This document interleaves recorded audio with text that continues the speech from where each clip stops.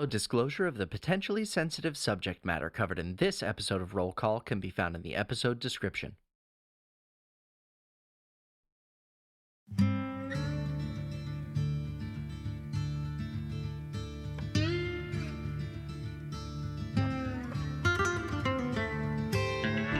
In the southwestern corner of the world of Mirabellis, beneath the third hottest of her suns, lies the Outlands. A hostile territory of outlaws and curses. And yet, among the unforgiving sands, there's mystery, treasure, perhaps most importantly, freedom. It's these temptations that bring folks of all kinds to the Outlands. Want to meet a few? Well then, how's about a little roll call? I'm Ben Pimental, and I play Alden Ambergris, a man with as many secrets as coins in his pouch. I'm Gurkowski, and I play Percival Wynnemark. I don't try to be the best, it just keeps happening. I'm SJ Nelson, and I play Madge Smalls. All I really have is a ladle and a dream, and some visions. I'm Shaylee Bowman, and I play Kaia Vaeloris, wrestling with fury and blood, trying to master the storm inside her. I'm Patrick Holt, and I play Twig. I may have a bit of an attitude, so don't poke the bear. I'm Stone Mountain, and I play Zero. And I'm just a guy. Normal guy. No magic here. No, sir. Don't worry about it. And pulling the strings is the game master. It's me, JP Coletta. So, let's jump into this episode of Roll Call.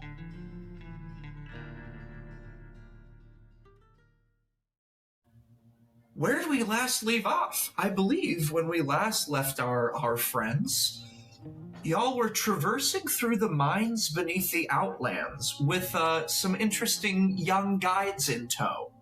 That is to say, Milo, Tess, and Theo.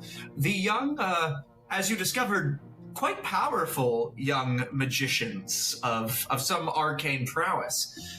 They are leading you towards their home, known as Glimmerglass, which is where they live beneath the sands in the mines. They're taking you to their leader, who they have only referred to as Rex, who seems to be the oldest and in charge when the Sandman isn't around.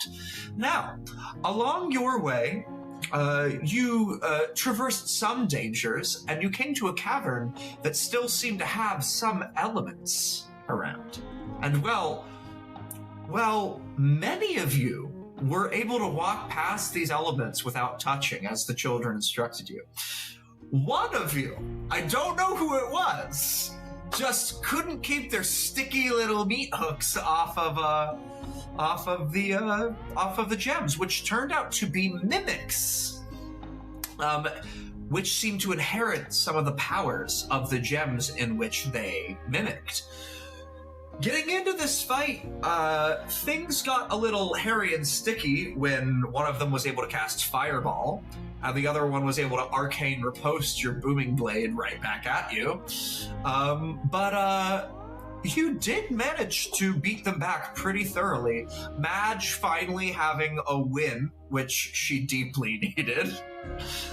But most interestingly, during the fight, you discovered that Milo really seemed to have a problem surrounding his magic. He seized up almost instantly, saying that his magic ruins everything he touches gets destroyed. But he eventually, just in a moment of stress, suddenly, Zero, as you were clutching him, suddenly, in the blink of an instant, he was gone, and he was standing over the dead corpse of the second mimic, ending the combat, his hand sparking with electricity. And that's where we ended. So, with two mimics defeated, you find yourself in this dark, torch-lit cavern underground, surrounded by terrifyingly powerful children, with one of them who just disapparated to the other side of the room. and murk something before you could even see it. What's going on, guys? Whoa! Hey, good job, buddy. Why don't you come back this way, and I'll sort of, if the lightning seems to be dying down, I'll sort of try to calmly approach him and calm him down.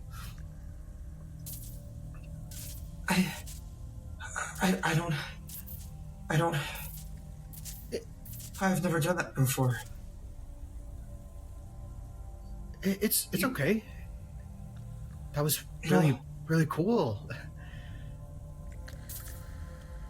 Yeah, I think it...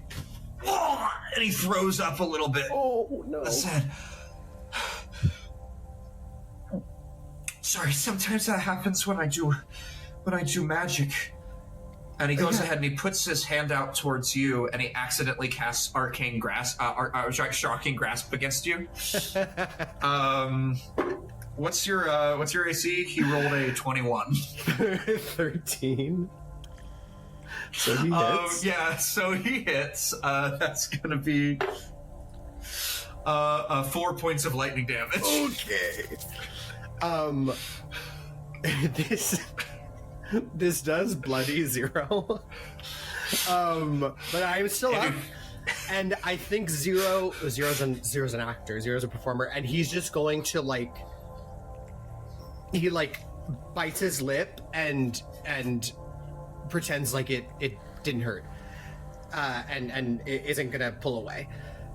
It's okay. It's okay. I'm sorry. No. It's fine, buddy. You did a great job. You saved your friends.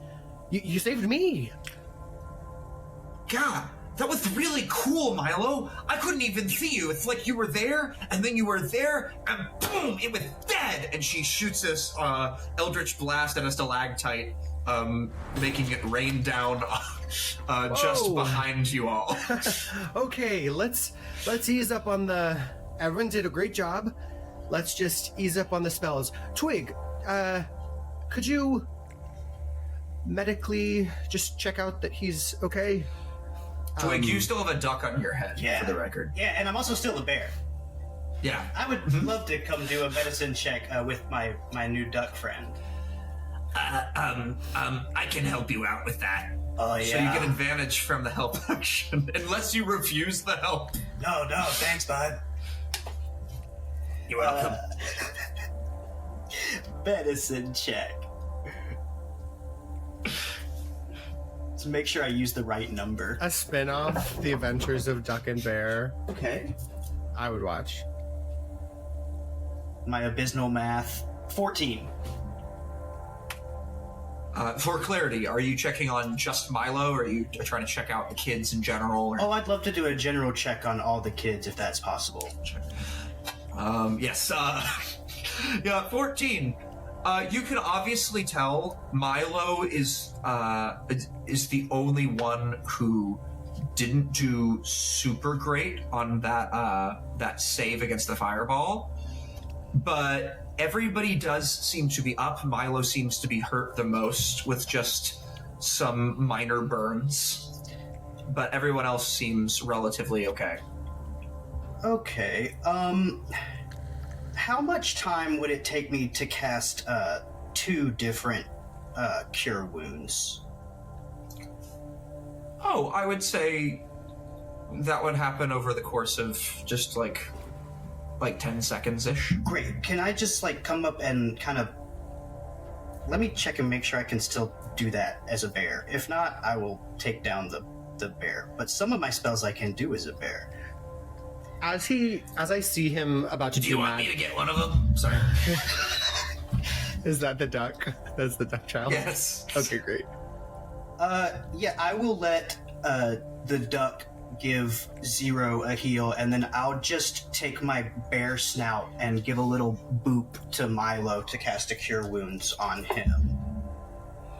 Yeah, the duck will just flap and fly onto your head, Zero, and will just sort of You feel something odd on your head, and you realize it's an egg, and it cracks open, and this liquid pours down your head, and you are healed for... Take back 5 points. Oh, Milo gets 14. Oh. Amazing. Right as it's probably too late, I think I'm too distracted by this duck egg healing. But as more magic is happening instead of just a medicine check, can I do an Arcana on Milo just to make sure this, one, doesn't set something off, but two, just like the general state of things? Can I assist with that? Because that's something I wanted to do as well. I was going to ask for like either Insight or Arcana just to try and see if what happened was triggered by him getting stressed, hurt, upset, whatever. But if that can tie in, then I would gladly give advantage. So remind me of the check specifically you were asking for, Zero? I said Arcana. Arcana. Yeah, I'd say you may either take advantage or you can both do an Arcana, whichever is higher. Whichever you prefer. What if? Wouldn't Insight give anything different than an Arcana check as far as looking at like what set it off? Are you looking for the moment, like where it happened? Yeah, because we were all watching. I'm just trying to maybe see, because if I can bonus action help Zero with that check, then I would maybe use my action to do an insight check, so we can get two different perspectives. Sure, make an Arcana check with advantage and an insight check flat. Cool. Thank you. While they're doing that, can I take the other two kids kind of away from this so I can have a little chat with them later? You certainly may. Tess and Theo. Yeah. I've made an ability check this day already. Yeah? You sure have. I think I have, yeah. So, a 21 Arcana. 21. And give me that insight just so I can do it all at once. It's gonna be an 11. Rolled low, but I was able to guide myself. That's fun. Magic? In my case? Magic.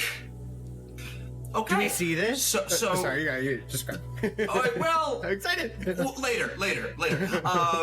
No, so yeah, with a 21, what I will, you felt an incredible surge of magic, Zero, that's not unlike your own. It was suddenly in that moment of stress or panic. It seemed as if you didn't specifically feel him move.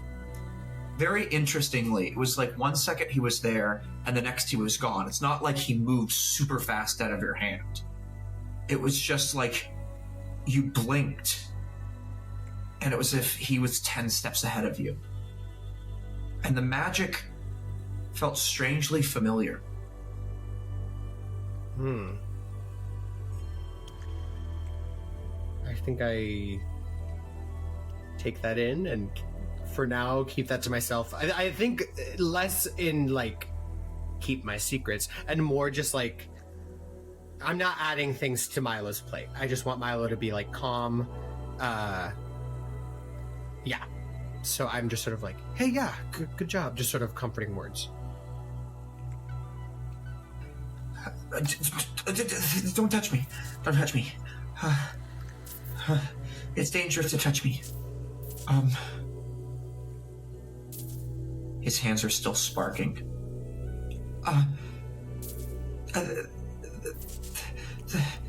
If you guys still want to go to Glimmerglass, it's this way. And he sort of like bumps past you all and starts walking into the corridor. I think Twig will see Zero fiddling with his iron necklace as we watch the kids walk forward. And maybe anyone sees that, but Twig might know more about it. But then I will follow them. And can I just hang back slightly with the two kids on my back so that I can have a little chat with them while we're moving forwards down these tunnels? Yeah, absolutely. I'm fine with that. So, as Before we move, quick question. Any of the things that we fought or like in this general area, are there any like gemstone looking things, or are they all just rocks? So it seems like not even valuable, just like cool looking. No, yeah. I will say, as you look around, it seems like make an investigation check, actually. Would love. I'm gonna get real close to the walls with my glasses. Ooh, that's nice. That's gonna be 23. As you look around the room, you do notice that the mimics you have fought have turned purely to rock in their demise, and rock that seems to match the rock surrounding you that this cave is hollowed out of. And it seems like most of the gems are gone. However, right by where the orange mimic was, the one that was mimicking the sunstones, you see a little orange light peering out from behind the rock, just beyond a layer of sediment. Do it. Get into another combat. How thick? How thick we talking? Oh, not too thick. A simple pickaxe could do it. However, if you're not exactly an experienced miner and you fail the check, you could potentially damage the stone. What kind of a check would it be? What's a mining check? Well, it would technically, you would have to be proficient with miner's tools, which I don't think any of you are, because that's a homebrewed item I made. It would be a simple dexterity check. I mean, I'm just gonna leave it. Can I pick up a rock? Sure, you want one that was part of the mimic's corpse? Just a cool looking rock. If it's got a bunch of sides to it, or if it's a funny looking shape or something. Cool, yeah, you managed to pick up a rock that is sort of in like an octagon shape. It's kind of cool, but it got carved out that way. Beautiful. And I'll keep on walking with the group. I think really quickly, as Kaia is coming down from this rage that she was just in, she was so mad. She's like looking at Percival. I think like if we were to backtrack for like just a moment as the kids are talking, her like red fiery eyes are just like locked in on Percival, and I think it takes everything in her to not engage in combat with him. And she turns around and punches the wall as hard as she can. And I'm fine with the consequences of that. Yeah. Will you just do me a favor? It definitely hits. Will you just like, what's your strength score? My total is a 20. Or your mod. Oh, so 5. Okay. Yeah, so 5 damage. Yeah, I will say, yeah, you punch a stone cave wall that people have been mining in for 5 damage to the wall, and you reciprocate half that for 2 damage as your hand bloodies on the wall, and it shakes a little dust down.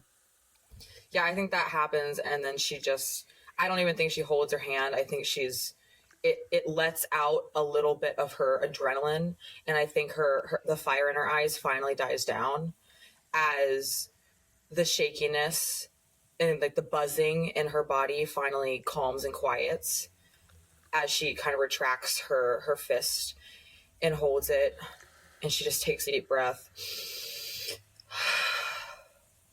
And then she turns around and continues walking with the group. Percival definitely flinches as she punches the wall, and as she walks away, kind of sheepishly looks over at the wall and then turns and follows the group. Okay. And if no one else has any business in the cavern, we will begin our journey continuing on towards Glimmerglass. Twig, let's pan the camera back to the back of the group as you walk. Are you still bear? Yeah, still a bear. We're just gonna keep walking in bear form. The duck is gonna come back to your head, and as you walk, Tess is gonna kind of come up and whisper in your ear and go, Can I have a ride? Oh yeah, kid, get on. Yes! And she scampers up, and it takes her a second, but she swings a leg around, and she's just like on your back, like holding onto your neck for dear life. I'll like while this duck rides on your head. I'll like stand up on 2 legs for a little bit and do like a 360 and then drop back down. Whoa! Bad bear. Hey kiddos, let's have a quick chat, huh? What do you want to talk about, Mr. Bear? I wanna make a trade with you. You want to make a trade? Yeah, but we're gonna trade like grown-ups. Dude, I can't trade wild chicks. No. I'll get there eventually. I'm gonna trade you like a grown-up. We're gonna trade information, okay? What kind of information? I'm gonna give you a little bit of advice, and you're gonna fill me in about Glimmerglass, because I have some questions. I don't know. We're not really supposed to say anything about Glimmerglass. I'm not looking for how it's run or anything. I'm just looking for a basic lay of the land. It's kind of the way I work. What sort of advice are we talking here? I'm gonna talk to you about your buddy Milo, okay? What about Milo? Yeah, what about Well, look, you guys, you're young, and this is probably a bit more of a delicate situation than you realize, but that boy's struggling, you know? Yeah, you could say that again. He can barely contain his magic, and anytime something stressful happens, he all just freezes up. It's like he can't do nothing. That's what I'm talking about. That's not something you should be making fun of him for, you know? You should rib your friends, absolutely, 100%, but make fun of him for, like, his hair or something dumb he said to a girl. You can't make fun of him. He does have stupid hair. Yeah, see, like that. But you can't make fun of him for something he can't control, especially when it's his magic, you know? Like, he's probably really upset about it, and he's probably scared that he's gonna hurt himself, or you guys. You know, you saw how dangerous that is. The reason he freezes up like that is because he's terrified. And if you make fun of him for it, it's not gonna help. You gotta be there for him. You gotta show him that you need his magic just as much as he needs yours. You know, Milo's a good kid, and he's just got a few issues that you guys could really help him out with. Well, I mean, that thing you did was pretty cool. I bet if he could learn to control his magic, he'd be, like, super powerful. He'd be even more powerful than the Sandman. Right. Yeah, I guess we can kind of lay off him a bit. I don't know, but he's kind of fun to make fun of. There's always room to make fun of people. I think this is the beginning of a beautiful friendship. All right. And the duck's just gonna kind of lean his bill down, like between the bear, like on your nose, and just give you like a duck kiss. That's how we greet each other in the circle of the mallards. Okay. Yeah. But you don't have a bill, No, which is less cool, but that's okay. Yeah, I'll get a beak or a bill or something. You just wait. You should see my octopus. Well, you can do an octopus. Yeah, I can do a lion. That's pretty cool. You saw that, right? Oh, that's right. And I can only do one wild shape. It is the best wild shape. It's pretty good wild shape. It's the best wild shape. All right, your turn. Cough it up. I need some answers about Glimmerglass. Well, what do you want to know, Mr. Bear? Okay, how big is it comparatively to like Dustgrith? What's Dustgrith? All right. How big is it compared to your old homes? Oh, well, my old home is an entire swamp, so a lot smaller. But yeah, and my old home is a big old. Honestly, it kind of feels about right. It's a big old hideout underneath of a mansion. So I would say it's pretty small in comparison, but it's pretty big in comparison to like some of the smaller caverns around here. All right, and about how many kids do you have in there? 13. Oh, okay. So this is a pretty tiny operation you got going. Yeah, a lot of them go with the Sandman at the end. You really believe that when he tells you that? Yeah, he just goes with the Sandman. You always think that people die. She's taking them to get medical attention. Right. Well, if anyone needs medical attention while we're there, let's not go straight to the Sandman, yeah? I would never go straight to the Sandman. The Sandman scares me. Well, you stick by me, and we'll make sure the Sandman doesn't do anything untowards. I don't know. To be honest, I'm a little nervous to take you guys there. I don't know what Milo's thinking, but the Sandman, he could see you. He's always watching. Well, we can handle that. We're pretty strong. We can handle ourselves. We don't mind being watched a little bit. No offense, but I don't think that you can handle the Sandman. Even though an octopus does sound pretty cool. Hey man, I'm not just any bear, you know. I'm a circus bear. I can do a lot more than what you think I'm capable of. Now that is something I am waiting to see. You get me on a unicycle, and you sure will. I don't know what a unicycle is, but I sure want to find out. Okay. Did you have any other questions for these children, or? No, I got the information I need. Twig's feeling a lot better about Glimmerglass. Okay. So, as you guys head towards deeper and deeper into this tunnel, they lead you through a few twists and turns, and eventually the torchlights begin to slowly become, there's less and less of them, until you find yourself in what should be utter darkness. But as you make your way down that cavern and the torchlight fades, what meets you is not, in the absence of torchlights, is not darkness, but a faint, soft blue illumination at the end of the cave, like a star welcoming you home.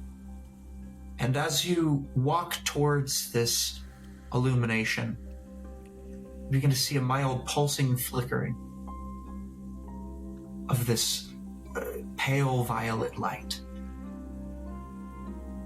And exiting out the mouth of that cave, you are let into a large, grand cavern with these massive blue and iridescent glowing spires of crystals at their top that seem to illuminate the entire cavern. The cavern winds up with these rope bridges that connect a series of what look like little hutches built into the side. It seems to be a circular town that is built within the walls of this cavern, going up and up. And in the center is a massive mound of sand that seems to hold its shape in the shape of an eye. a large eye on either side, no matter which way you look, as you walk around the spires and up these bridges. The eye seems to follow you, no matter what. Can I do an Arcana check on that eye? Can I give the help action? You sure can. Sweet. Can I also do a separate Arcana check? I will say, actually, yes, I know what you're saying. So yes, everyone can make your Arcana checks. Okay, that's a 21. 21. Oh wait, sorry, I didn't roll that. That's a Shaylee, it is not. I see the look on your face. You're muted. I swear to God, it's a natural 20. It's a fucking natural 20. I swear. I believe you. I believe you. I believe you. Okay. So, 21, but a natural 20 from you, Kaia. I will say, Kaia, you have encountered, or honestly, all of you, I would say, have encountered some form of like divination scrying magic in the past. Here's what's interesting. This thing in no way, shape, or form emanates scrying energy. You can almost be Kaia, you've been around scrying eyes your whole life. There's nothing scrying about this. In fact, if anything, I don't give it to you because it's a natural 20. If anything, it feels more like illusory magic. Does it seem like similar to the illusory magic that we saw in the sand, like in the dunes, or like when we were like going across the sands? Yes, but I'm just gonna let you keep writing natural 20. Yes, but it's a similar type of magic, but however, it is rather than conjuring something, it is manipulating. The sand is real. The sand is 100% real. It's just being shaped into this thing with magic. I think Kaia like sees these spellcasters like trying to really like tune into this magic, and with her family history, she just really tries to like lock in on it. And then I think in a moment she just has an epiphany because she is able to now manipulate sand, and so she understands how it is being manipulated to create this illusion. And she just, I don't think she says anything. I think she still wants to hear what the other people have to say, but she's just like,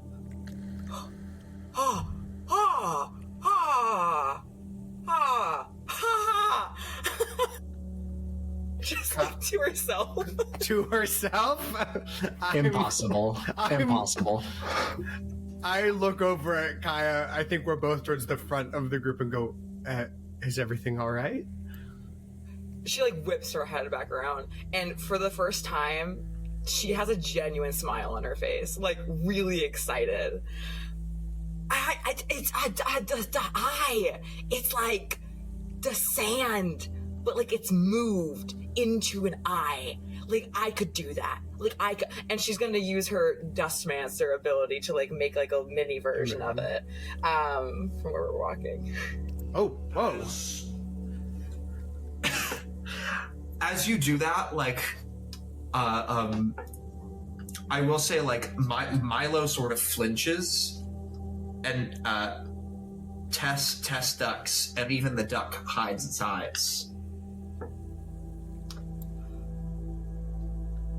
Oh, no. She immediately drops it. It's a party trick. I just like really like know how to manipulate like earthly little particles. It's not like magic. Like it, not really. It's like a parallel You form. can make scrying things too, and instantaneously this duck just like hops over over her mouth, and it's like quack, quack, quack, quack, and like directs her eyes towards the eye. I mean, I don't think that does what you think it does. Hey, I'm sorry to bother everybody, but we should. This is Milo. We should really get out of this cavern. Rex would be really upset if he knew that I let you into this cavern. Sure. Is this where you guys live, or this is just a checkpoint or something? Here we are, Glimmerglass. But the scrying eye. Well, and covers his mouth. As soon as one of the kids mentions a scrying eye, could Alden just kind of step towards one of them and start casting Identify? Sure. Yeah, so he's gonna just kind of lean over towards it and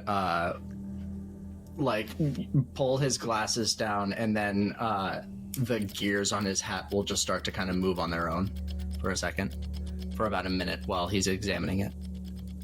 As you are doing this, I will say, can you, because this is a minute, I'm going to say you are going to have to roll me a concentration check, because the kids, the minute you get close to it, at the very least, Milo is going to start, all three of them start dogpiling on you, like, I think I see the panic, and I'm going to grab Kaia, not hard, but just like on the arm and say, what did you see exactly? What could you tell? You said it's not what they think it is?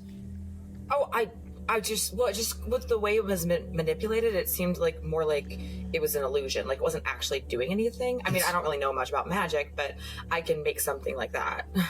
Even me. Right. And as Zero's going to beeline to the kids and go, guys, the Sandman tricked you. It's not spying on you. It just looks like it's spying on you. Just he knows you're safe. Just give, and I'm gonna try to like move the kids. Give Alden a second. He can prove it. If you're gonna have to make it's good. You're gonna have to make a hell of a persuasion check. Sure. Oh my god.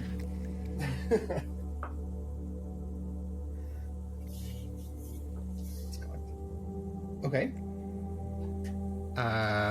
20... Dirty 20.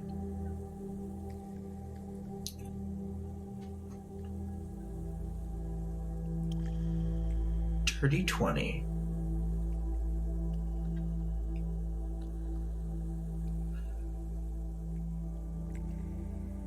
So I will say, Tess and Theo calm down a bit. Okay, but he's just, he could come back at any minute, so just be really fast with your magic. I'll be real speedy, don't you worry. And the gears will just keep turning until the minute's up. Cool. Yeah, so Identify gives you school, and if there's magic and the school of magic involved. Identify gives you the spell. It's detect magic that gives you the school. Identify if it's completed basically gives you it's identity. Yeah, it says, I learn its properties and how to use them, whether it requires attunement, and how many charges it has, if any. I learn whether any ongoing spells are affecting the item and what they are, and if the item was created by a spell, I learn the spell's name. Great. So this is sort of a warped version of Major Illusion. Essentially, he used a version of that spell with some kind of augmentation that he has the ability to do to create this wall of sand in the shape of an eye. However, you can tell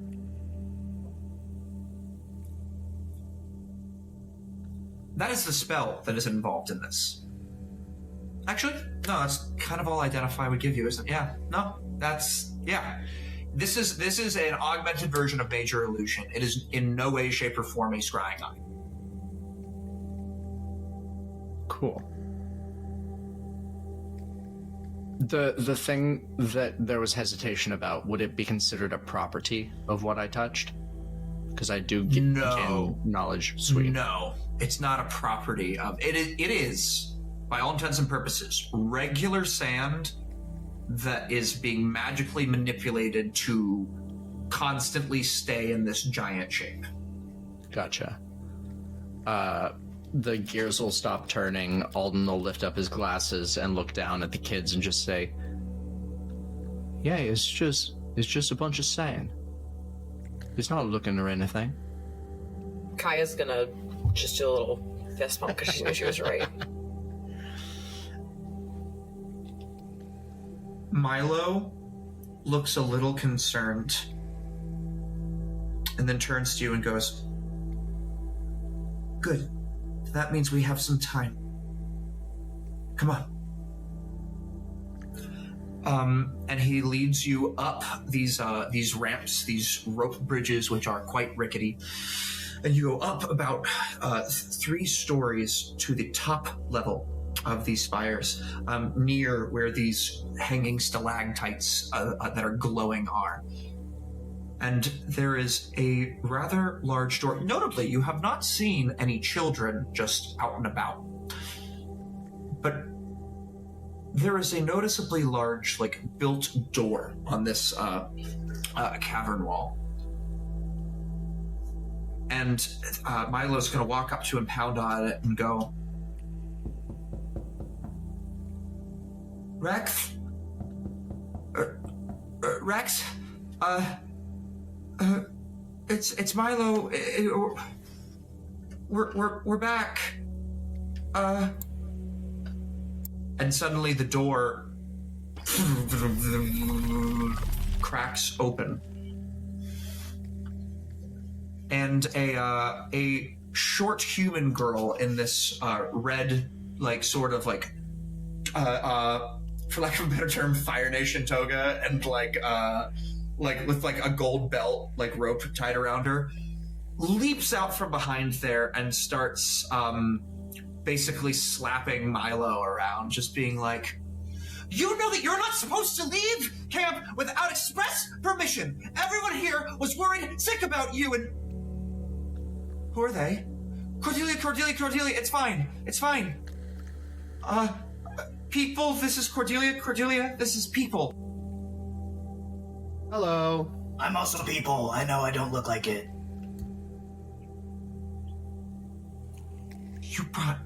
Come here.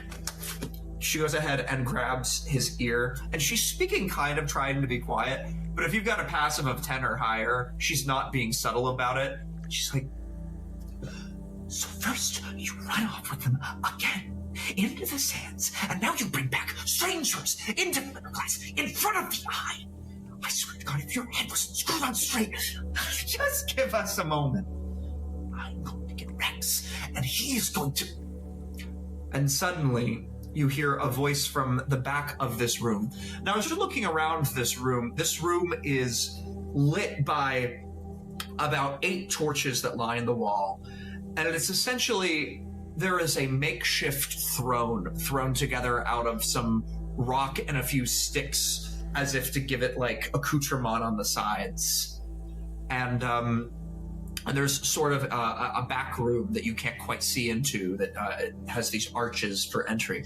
And coming around one of those arches is a young human male whose really rounded features imply absolute youth. However, his receding hairline and little gray in his temples convey that of a much older man. "Cordelia, put him down. Evidently we have guests. Shut the door. All of you, inside quickly." And if you move out of the way of the door, he promptly shuts the door behind you. "Milo, who are your friends?" "This is, Zero and, Kaylee and Marge and I got it. Hi, my name's Zero. We're friends. This is Kaia, Madge, Twig, Alden, and why did you put your name as Bebop? Percival. Keep that in.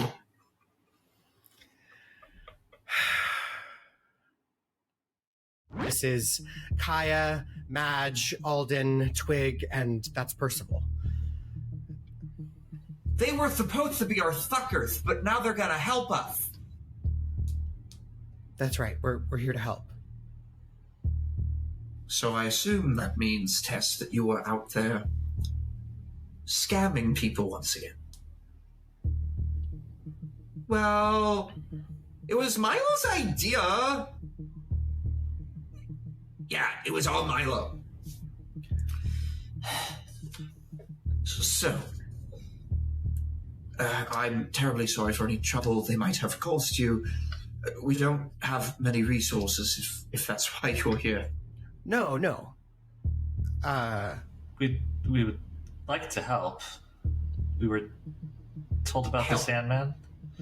If we can. You watch as he shoots Milo the dirtiest look you have ever seen in your life. Indeed. And just what did he tell you about the Sandman? Kaia's gonna stand in front of Milo. She's gonna walk up and stand in front of him and Rex. Nothing we didn't already know. He didn't tell us anything. Just to give you some context, we got in a little scuffle, and Milo actually saved us. No, with some mimics in the cave, and Milo actually helped us. Anything he said was not intentional, I don't believe.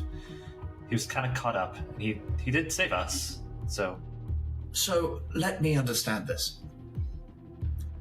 Milo informed you of our location, who the Sandman is, showed you through the mines to where the very valuable minerals we mine are, and then took you directly to the heart of Glimmerglass, in front of the eye.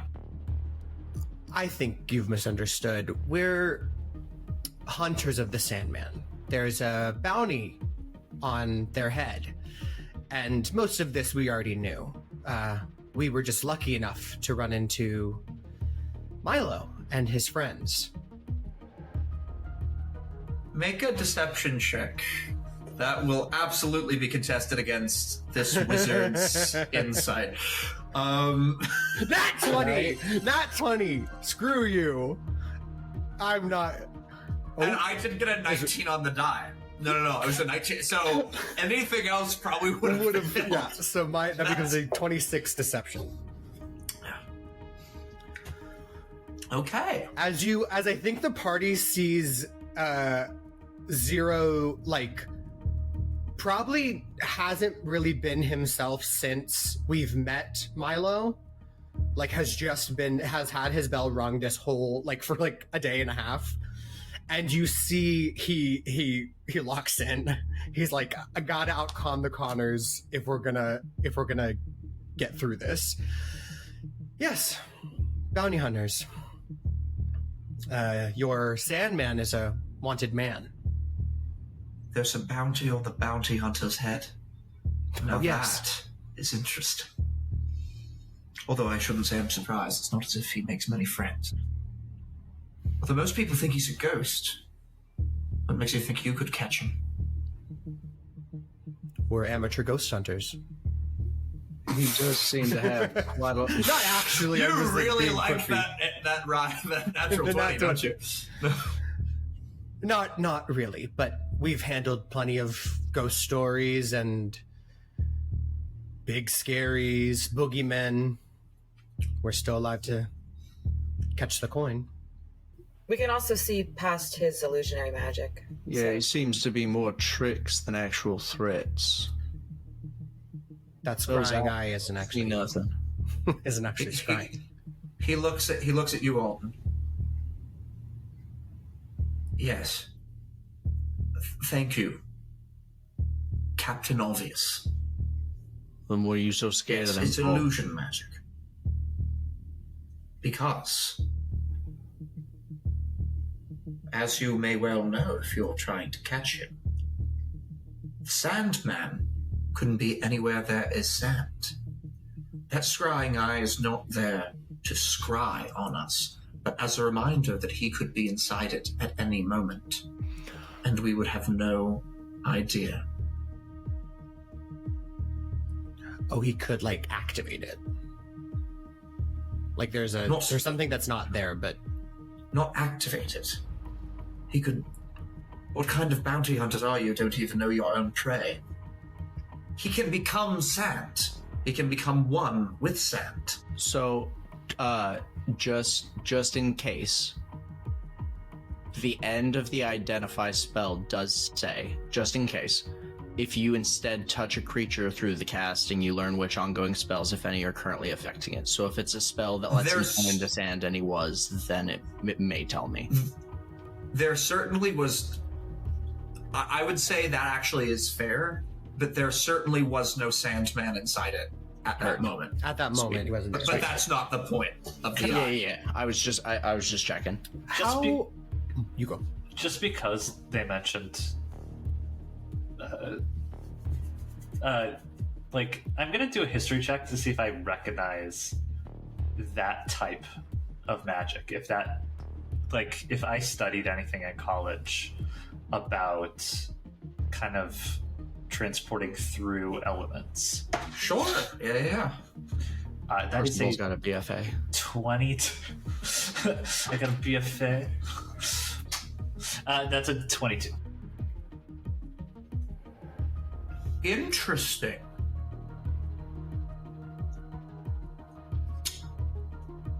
You do remember, man, people are rolling really high on their checks in this. You do remember somewhere in your studies coming across, it's not so much a magic spell that one can learn, but you do remember coming across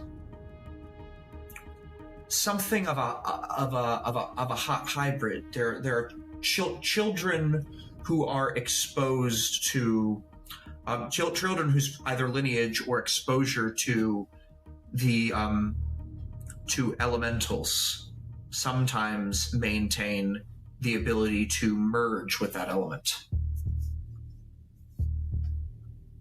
Oh well, we're. As you said, we are amateur bounty hunters, but we are aware of elementals, or at least those affected by them who can do that. Well, you are amateur bounty hunters, but I assure you that the Sandman is no amateur. Well, we're only amateurs. We are not in need of any help. Really? How old are you? That's none of your business now, is it? Goes ahead and rubs his temple. Insight check. On what? If that's any of his business? How old he is. Sure. I'm gonna guide myself. Ooh, okay. It's gonna be 24. Okay.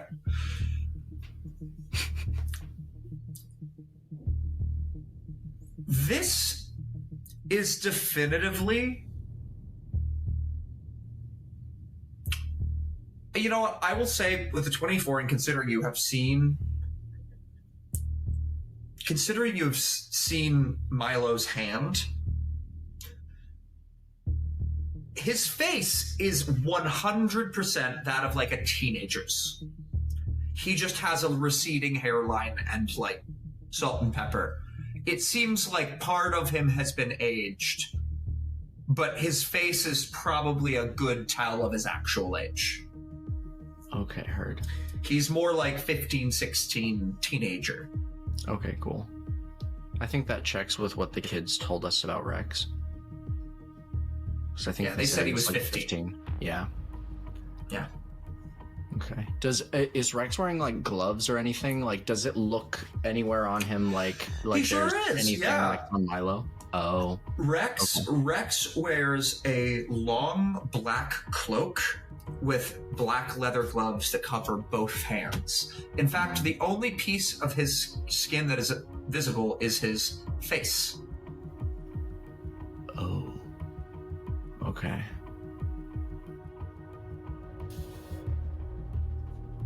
I'm guessing we've been told that you were 15, 16, but you don't look that age. You know, in some places it's considered rude to come in and tell people they look like shit.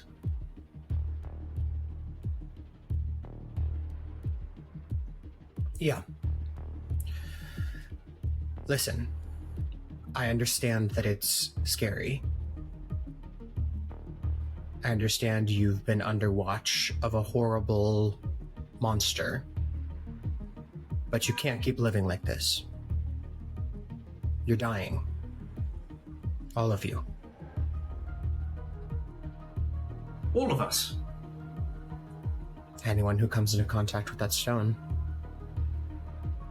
I've seen Milo's hand. I imagine you're covered up, not just for safety or modesty, but because this work, it is decaying your body. Speaking of which, I know we just met, and I can tell you're not likely to be trusting us with too much very quickly until we get to know each other and explain a little more. But we were told about Caleb, and if we could help, we would very much like to. We've seen the things that stone can do to things and people, and we want to help. He just is burying his hands in his face for a second, and he just looks at those three and sighs and goes, I suppose being king of 9-year-olds does not privilege many secrets.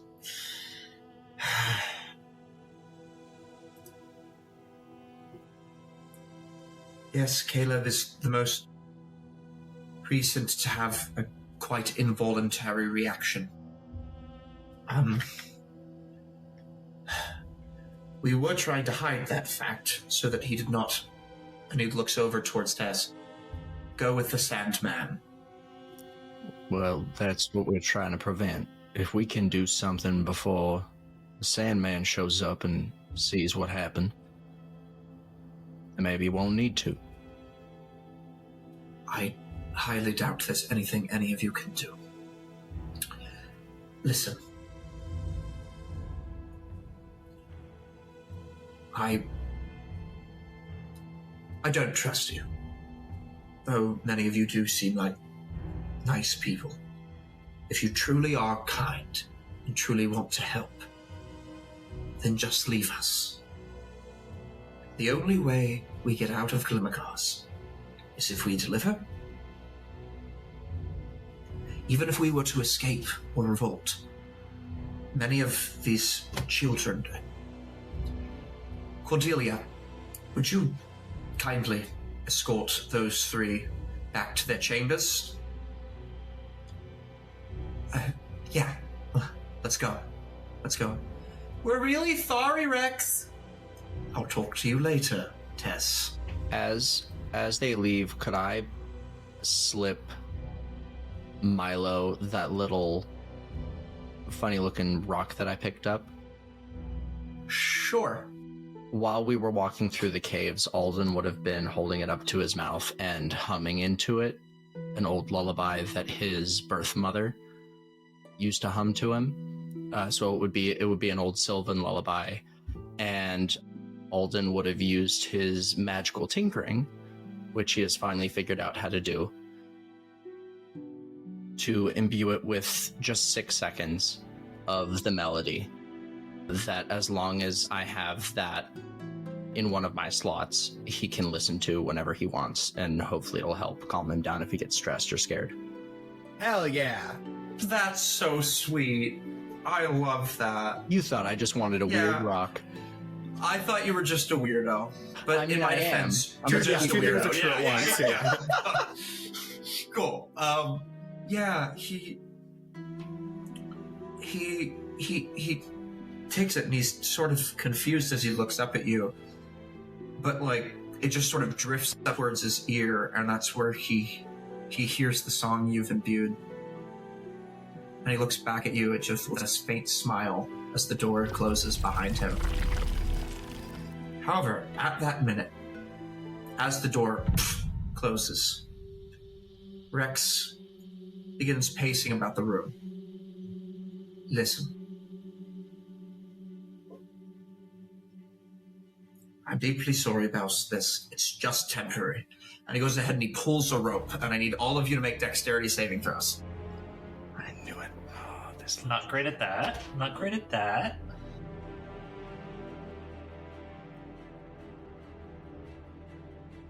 My dice are rolling hot now. Why did I have to roll so high for like history and arcana, but a dex save? Oh! All right, give me those saves. Madge. Madge got a 13. 13, okay. Kaia. I rolled a 17 on the die, and that's a +2, so a 19. Okay, 19. Ben. Dirty 20. Dirty 20. It's Twig. 21. Jesus. 0. 17 plus 3, dirty 20. Damn it. Percival. Oh, so it was just me rolling poorly? Okay. 10. 10. Percival's Cool, okay. shaken up because he's scared of Kaia now. This is the shit on Percival episode, So, I guess. Percival and Madge, you are kind of standing towards the center of the cluster. The rest of you feel the ground start to leave your feet, and you duck out and roll. But unfortunately, Percival and Madge, you both fall into this pit, and a net falls on top of it to seal it off. It's not very far. You don't end up taking any damage. It's just enough to trap you in a prison. He goes, damn, I thought that would get more of you. Twigsy, bear hug. And I start moving to one side of the of this kid. I'd like to. It's in between me and the bear. As I take out a dagger and start doing like a really distracting sleight of hand flourish to try to get his eyes on me as I'm on the opposite side of the bear. And Twig will run around behind him in an attempt to flank and just jump up on his back legs and grab him from behind. Is this a thing you worked out? we have shenanigans and maneuvers.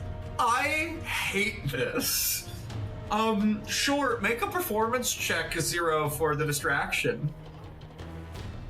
I'm rolling so good today. I'm giving the math because I feel like if I keep saying dirty 20, everyone's gonna be like, you're lying. A 14, this time plus 6, is a dirty 20. All right. Cool. He's thoroughly just to basically give him help. Yeah, I'm gonna he's come at thoroughly him with a knife or distracted. something. Please roll this at advantage. What is it? An attack roll, I guess, or a grapple? Yeah, I'm trying to grapple him. It's a grapple, so that's a. So it's a DC 13. That I'm rolling with at advantage, or is No, you don't roll anything now. Okay. The Rex rolls at disadvantage. Okay, gotcha. To try to hit 13. That would have been a 19 on the die. Unfortunately, that's a 14 on the die for a total of. Oh, he might succeed. For a total of 18. He succeeds. Yeah. Sorry about that, but yeah. So you do okay. So with that, you rush in front of him, flinging a dagger, and he instantly readies his hand with this like pulsing green necrotic energy, and then suddenly turns to see you, Twig, and just ducks out of the way as the bear poof, lands on the ground and says, I don't want to hurt any of you, and I don't want to get hurt. I just had to take precautions in case you were here to do that. We only did that because you put 2 of my friends in a pit. I only put 2 friends in a pit because you're strangers, and I have children to protect. You're doing a real good job protecting them. I've seen Milo's hand. I've seen you. You need help. Admit it. Yeah. From down in the pit. What's your AC? 13. Cool. That's gonna be a 22 to hit. Sure. He's gonna cast Inflict Wounds on you. Okay, I'm attacking him back. Yeah, no, I think we're officially an initiative. Oh, boy. Sorry. Here we go. Yeah, that seems about right. I didn't think there would be combat in this, but He started it. he did. Yeah, we did nothing.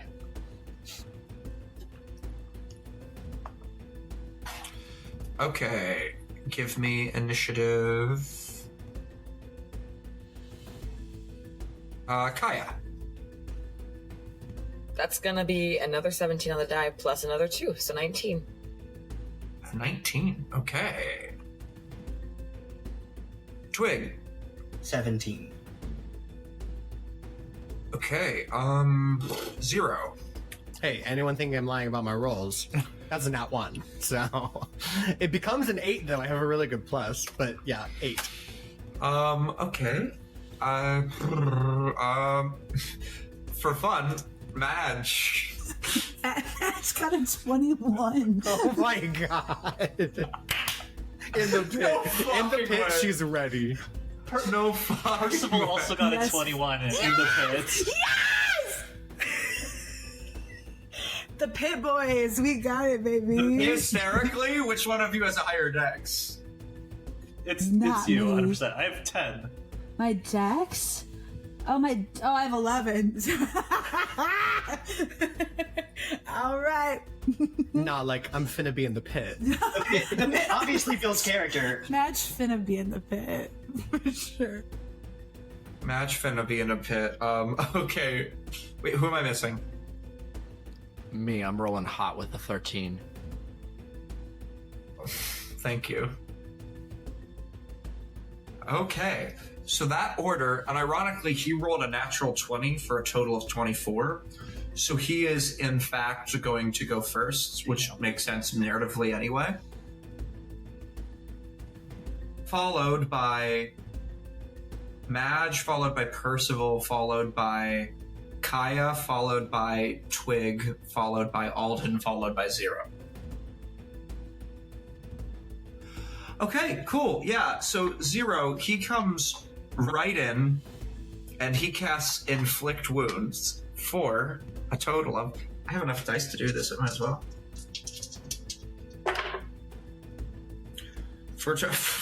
Actually, that's kind of narratively satisfying. For a total of 7 necrotic damage.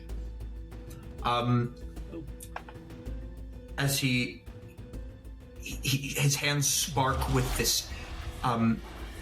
you know what? For shits. He removes his glove. His hand actually is smaller than his other hand. It's not decayed. It looks like a hand of like a 10-year-old. And he reaches out and he says, I wear these gloves for your protection, not mine! And he goes ahead and touches you and deals 7 points of necrotic damage.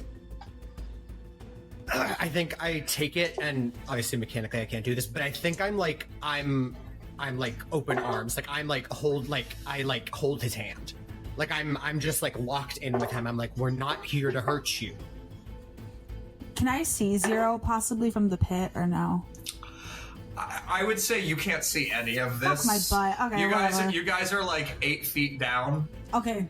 Like, so yeah. Whatever. It's like holes. It is, you know? 2 of our buffest people, so climbing out, like if I was down there, I'd stay down there. Like there's no getting out. You guys have really good like athletics to maybe climb out. Yeah, but so anyway, with that, It is now. Pardon me. It is now. It's Madge and Percival's turns in that order. Yes. How is the net secured atop of the hole?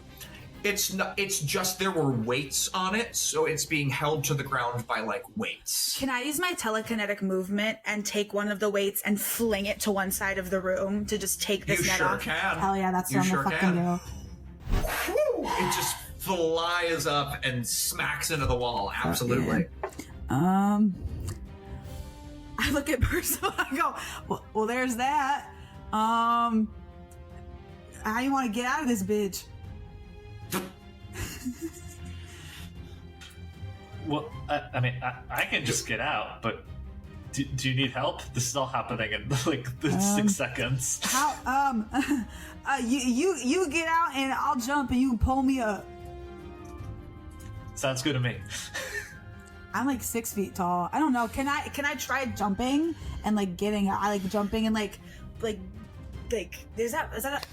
was my action, the telekinetic movement, but. Yeah, what's your strength? My strength is 20. I have a +5. Yeah, so you can... These girls are technically speaking, that means you can jump 10 feet. Oh, then I'm gonna... For half your movement. I'm gonna move. I'm gonna move the fucking net. And that is, correct me if I'm wrong, the jump is half your movement? That's fine. The jump is the amount of movement. So it's just would be 4 rounded feet. up to, 4 feet, 5 feet to get to the lip, 5 feet to get up. Oh, yeah. Cool. All right, yeah, so we'll say it costs 10 feet of movement and an athletics check. Okay, great. Ooh. Nat 20, motherfucker. Nat 20. Nat 20. Madge, you just go, I guess I'm getting out of here, and you do a deep plie, and for all our ballet fans, you still have momentum when you grab onto it, and your arms just add to your momentum, and you just shoot out of this thing like a cannon and land on both feet, kicking up dust. And what you see when you get out is just this kid like searing necrotic energy into Zero's shoulder and Zero just holding onto his hand. I'm gonna go, oh fuck. I'm gonna look at Percival in the pit and go, sayonara, and wink at him. And then I'm gonna start running towards Rex. What? That, I'm gonna say, let me see if I have any bonus actions. I'll say you can close with him. Okay, but if you want. I'll close in. I'll get in the mix. It's a small room. Yeah, I'll get in with them. Hell yeah. All right. It's now Percival's turn. Match is done. Immediately after Madge leaps up, Percival's also going to do the exact same thing and leap up to the edge of the pits. Is that an athletics check? Athletics, please. Hell yeah, that is a 18. 18? That'll do it. I mean, it's not quite as cool as Madge's, but you managed to jump up and then pull yourself hoist and stand up straight, and you are now in combat.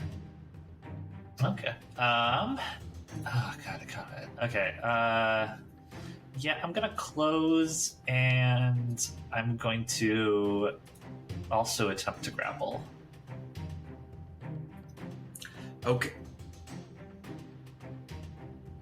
Oh, is that for reasons? Didn't you already? He hasn't used his action. She used her action to flip off the thing, and it was just movement to get up. I haven't used an action yet. Oh, okay. I understand. So Dex or Strength saving throw from Rex. Yes. Okay. And what's your strength? 18. So it would be a DC 14 this time. So that's going to be a 5 on the die for a total of 5. So he's a wizard. He's a teenage wizard. But Or wait, you said strength, right? Yeah, or was strength it or dex? dex, but Or I dex, think either whatever way works. it fails. It still fails. Okay, Yeah. sorry, but still. He's getting grappled by a wizard too, so it's not like that's so good. So he's getting grappled. Sure, dude. So wizard on wizard crime, as Zero is also holding onto this kid's hand. Okay. Right. As he grapples him, Percival's going to say, "Please don't. We truly don't want any fight with you. We're out of the pit. You got us. We're genuinely here to help. Please stop attacking my friends."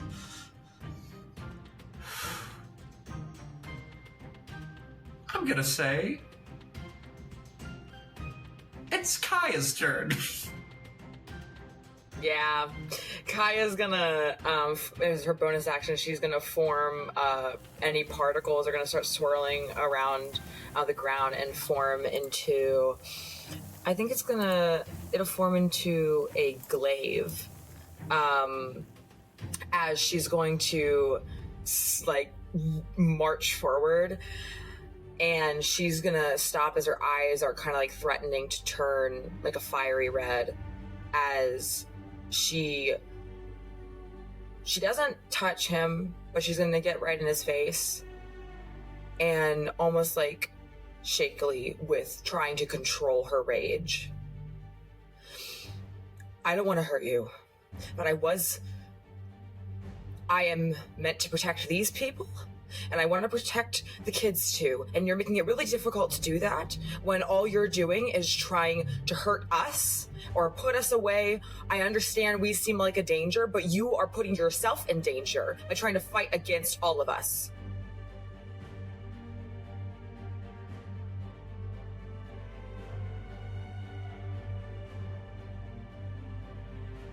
And with that,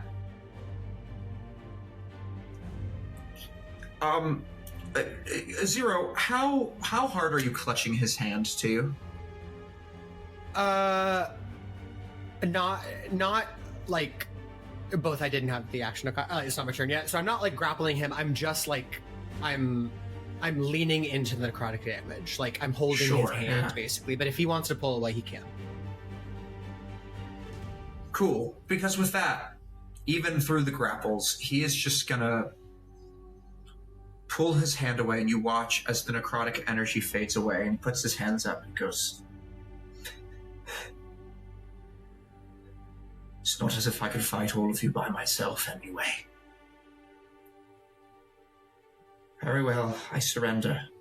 I suppose I have very little choice but to trust you."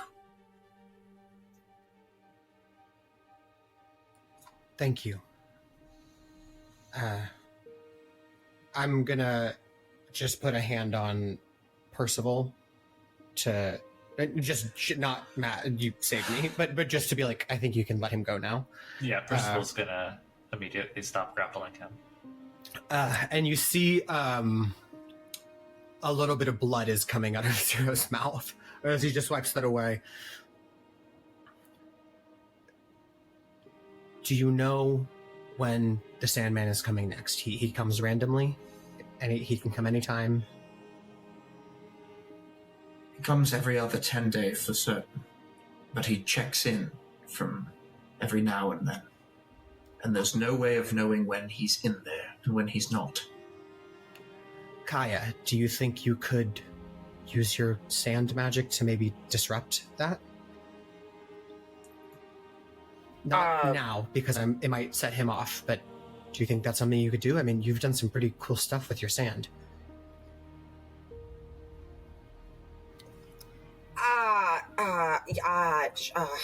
I could, yes. Yes. Amazing. I can. Let's hold on to that. Take us to Caleb. The bear, Twig, is a great healer. Let's see if we can help. Very well.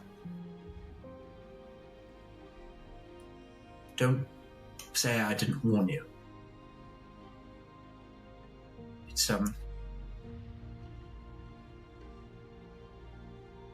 I've tried to keep the other children away from him. Not because I don't want them to see him, but because I don't want them to see him like this. Come with me. He's in my chambers. I always take them to my chambers, but well, you'll see. And he leads you back behind this makeshift throne that he's thrown together. And there you find a makeshift room that features little more than a mattress on the floor made of straw, a few candles, and a couple of books, tomes, with a few scrolls by them. And lying on that mattress is what looks to be an old man of about 80, 85. The water retention in his body is basically gone. His skin is wrinkled and his hands shake with arthritis. He is not the child you were expecting to see, but what looks like a old man at the height of a child. Caleb, I've brought you a healer. Come. And he sort of turns over to you and smiles, a toothless smile, and sort of, hello. Are you here to make me better? Twig is gonna drop his bear form, and go up to his side, kneel down to the bed, and he's gonna say, hey, big guy, just lay down and let me look at you for a second. Okay. It moves about an inch, because that's about as far as his head was able to get up. And he just lays there, and he lets you have a little, if you'd like to roll a medicine check, you can, or Arcana. Yeah. I'd rather do medicine. If Zero could do an Arcana, that'd be great. Yeah, I'll go to the other side and do an Arcana. Can I assist? While this is happening, Zero. Kaia's... Oh. Give advantage. Yes, please. Yeah, sure. Thank you. It's a 19 for the medicine check. It is a 19 for the Arcana. Yeah, so for the medicine check, I will say, or rather, the combined, your combined efforts giving him the once-over. Medically speaking, the things that are wrong with him aren't necessarily abnormal things to be wrong with a person. Just perhaps for a 10-year-old. He has arthritis in virtually every joint. Muscle tissue is at an all-time low. He seems a bit dehydrated, to be honest. But, the only thing true that he's not sick, the only thing truly wrong with him is old age. However, if you are reading into this with magic, this almost certainly is some form of, some twisted version of chronomancy.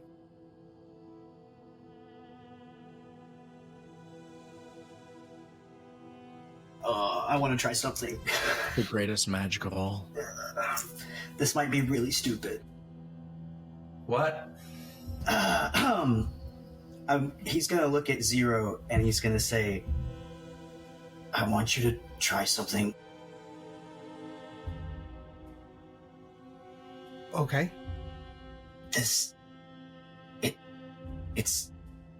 kind of like what you do, right? But really advanced. I kind of. If you help me with the healing spell, do you think you could make it go back?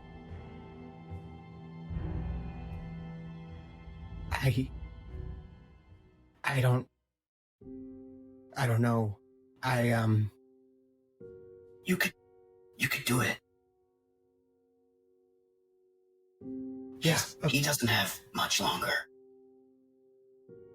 I can try.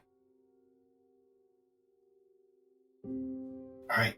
I'll cast Cure Wounds, and you just throw some magic in there. I don't know. I'm crying. JP, I have 1 charge of stolen time. And they are charges that I can expend to do the things that I sent you. And it is a charge that I've had for a very long time because I took it from Twig. As this Cure Wounds is casted, could I expend my charge of stolen time doing the restorative, the healing option?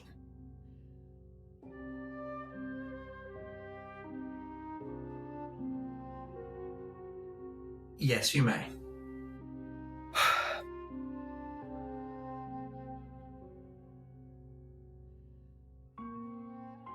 It will always do something, but go ahead and will you roll me?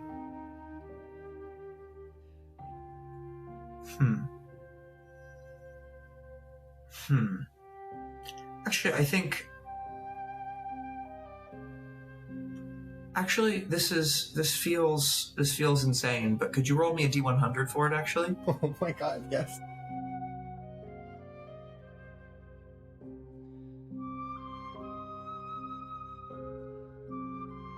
That is a 25. I don't know if I want high or low, but... Okay. 25. So, as you expend, you both reach down, and Twig, your healing magic, it's visible. You can see that color.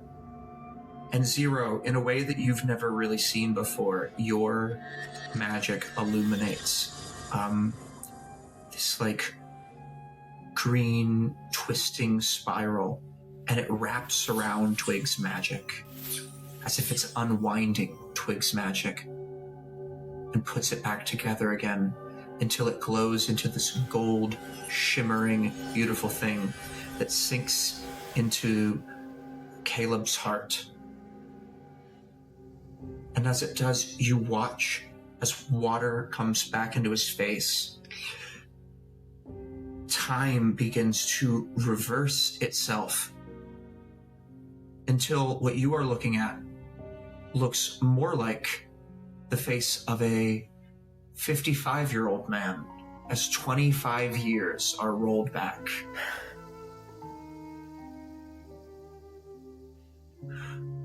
Oh, I do feel a little better, but why is my voice so deep? There's always, a side effect. Look at my hair. Well, thank you, healers. Thank you very much for... I feel more like me. I suppose not. Totally. Do I have any prescriptions? Do I have to do anything? Just eat and drink and rest. Well, and Rex, wiping a tear from his eye from behind you, reaches into his satchel and pulls out a water flask, and he says, "You drink all of it. All of it. You understand me? No rationing today. You drink all of it." Twig's gonna grab Zero by the shoulder and whisper to him, "You fucking did it, dude." I think you see there's a moment where this time is rewinding, and then you see it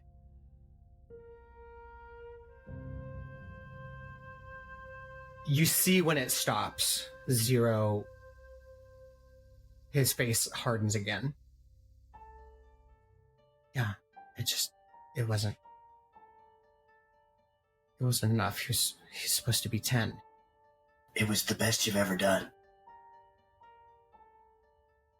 Yeah. And now he's got more time. Yeah. As Caleb drinks from the flask, Rex turns to you, and what once was stern eyes turns to pure tears, and he says, "Thank you," dropping to his knees. I don't know how you've done what you have done, but thank you. From the bottom of my heart, thank you, thank you. No one has ever come back from the poisoning of the bloom. I thought Caleb was lucky to just get the aging effect, but you actually saved him. He has a few more years now, and maybe we could try again in a little bit, and we could remove some more years. Maybe we could make him 10 again. Maybe. When does the Sandman come back next? He's not due back for 10 day and a half. But once again, it doesn't mean he doesn't come around. He likes to check in, and, well, just because he isn't around doesn't mean he's not around. He sends us messages in our dreams.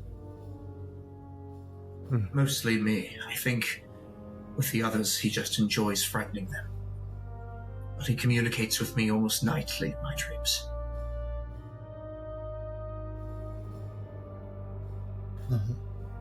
Madge is gonna, hearing that, she gets interested.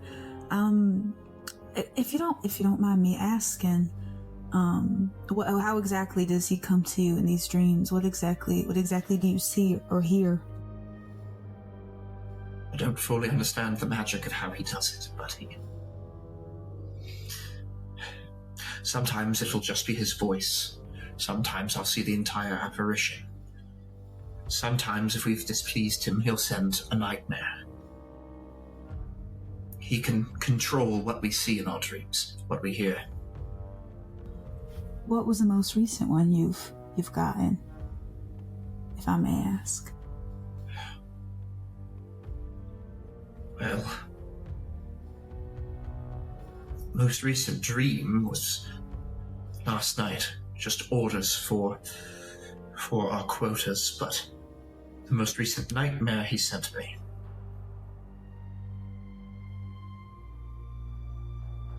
Well, his favorite nightmare for me, I should say, is... well, it's all of those children looking like Caleb. Which is what would happen if I ever defied him.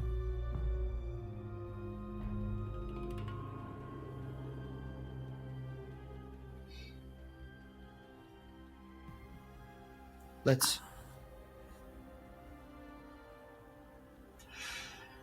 If you want to know about the Sandman, I'll tell you everything you need to know. But maybe, in return, if you truly wish to help, there is something you can do for us. There's a man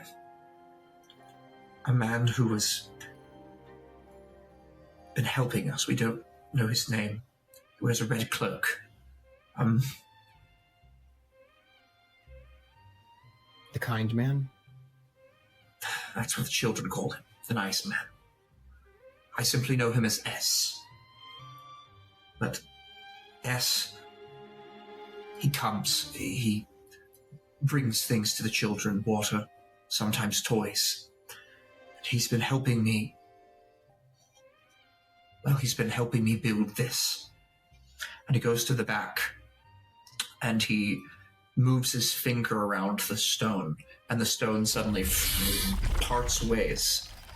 And there's a back room where there is a large, like, makeshift, it's not as pretty as the things you'd see in Duskrith, but a makeshift, like, cylinder, like, shooting out into the floor and into the ceiling, with a few metal valves that seem to be stamping into the floor, with a spigot and a bucket underneath it. We've been attempting to build a condenser that would extract groundwater. If we could at least break their monopoly on water access, we could have so much. We could at the very least fight back. The man, S, he was meant to be bringing us a part that is supposed to make this all possible. But we haven't heard from him in a few days. Did he mention what that part was called? He called a regulator coil. I think that's it. I don't often remember I'm not very mechanically minded. I'm more of the necromancy type. Alden's just gonna look at Kaia.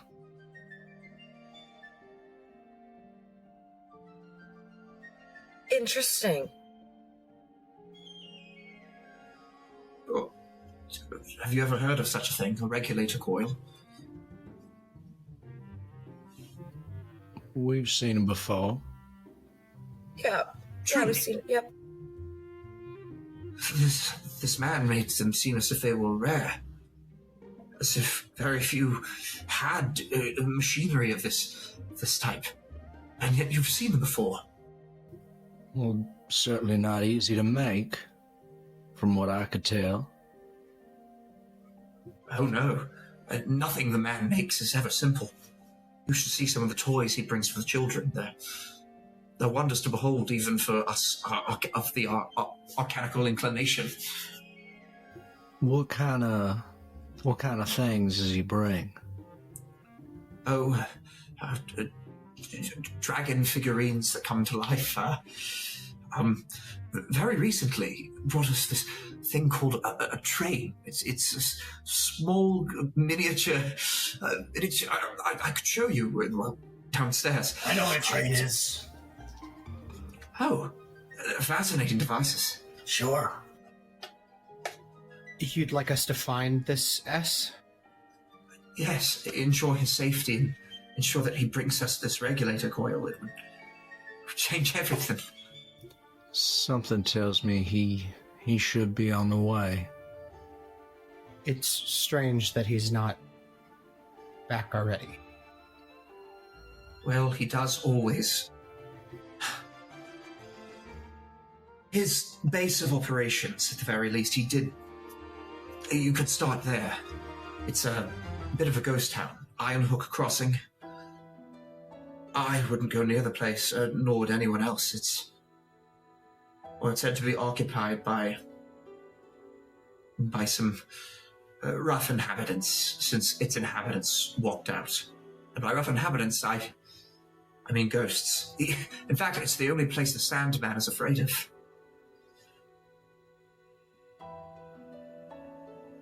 Would it take us more than a 10-day and a half to get there?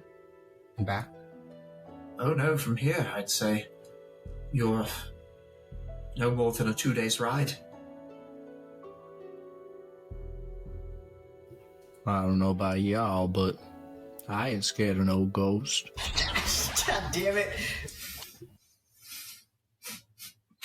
What's the opposite of inspiration?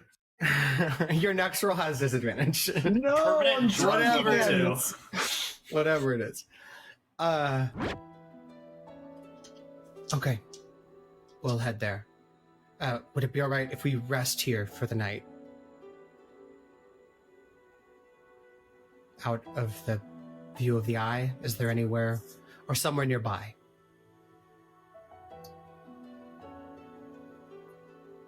I'll tell you. I would hate to do this to you, but the man, even if he were to return, the Sandman is not aware of this room. And he taps on the room that the condenser is in. This room is maybe like 15 by 15. It would be quite cramped. So he's like, you could spend the night in here if you don't mind cuddling. Is that the word? I'm sure we'll be fine. Thank you. I'm sorry we can't do more.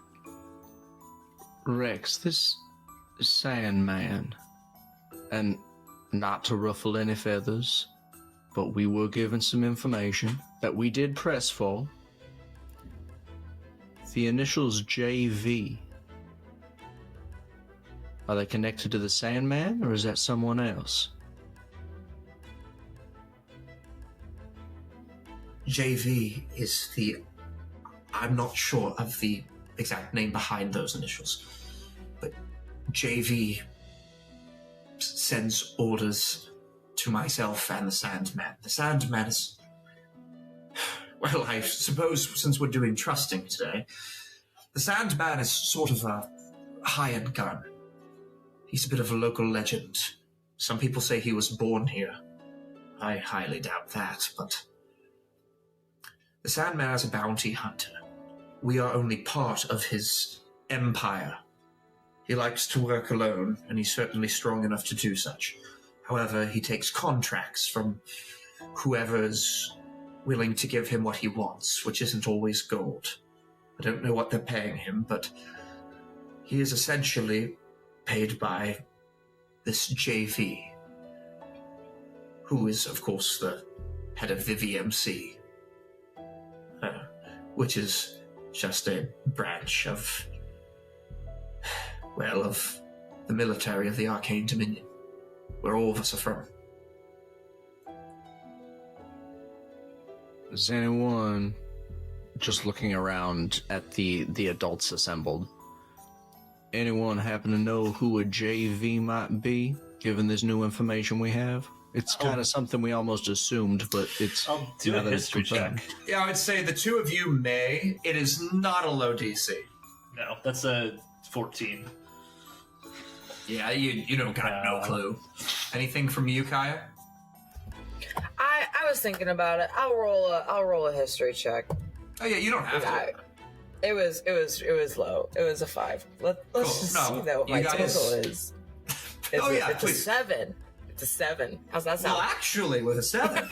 Oh my god, it's you a don't negative know check. jack shit. Yeah. Yeah. And it hurts a little to try to think that hard. But no, you don't have any clue who JV could be. You're from the... So you're from the Dominion. Yes, you could say that. Ooh. I grew up there myself. Where are you from?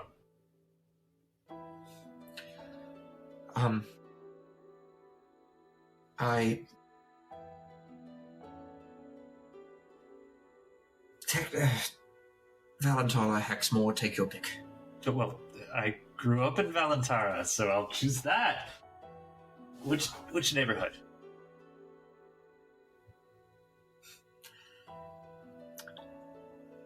Have you ever heard of the... Make a persuasion check real quick. Yep. He's very cagey about this information. 22.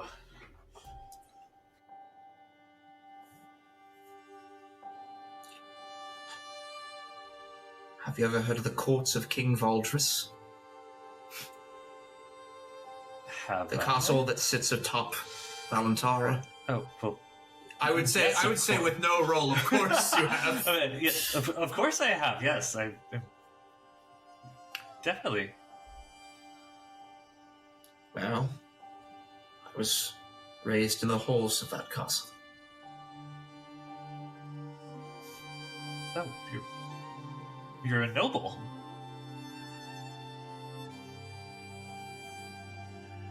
I suppose you could say that. Oh, I knew People immediately. in Valentara prefer to call me Bastard. Ah. Well, they do have their way with words there, don't they? They certainly do. I take it you're noble yourself. Yes, Percival Wynnemark. Oh, the Wynnemarks. I have heard of your family. Most people have.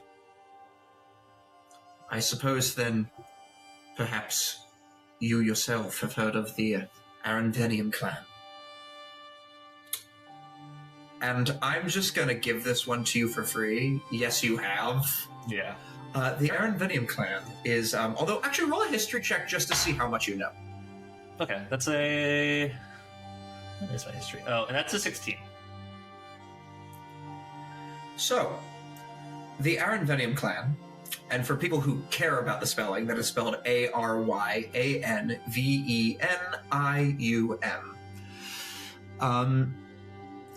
The Arenvenium clan is a, it's a clan of elves. And notably, I did describe him as a human. I'm just saying that. But they are a clan of elves who were the high commander of the armed forces. That is, until Valdris finally took the throne. And when Valdris took the throne, he castigated them down lower on the rung. Additionally, after they were sort of cast out, you know that Reginald, or Lord Reginald, I forgot the own name, Arenvenium, did launch the seeds of a secret coup against King Valdris, and this had his entire family besmirched and cast out into nothingness. But you've never heard of a bastard son of theirs. I'm very familiar with your family. Are you here? Are you here because your father's coup?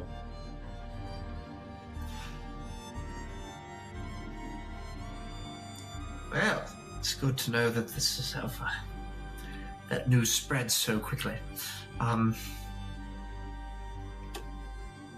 Partially because of the coup, partially because my father hates me. But of course,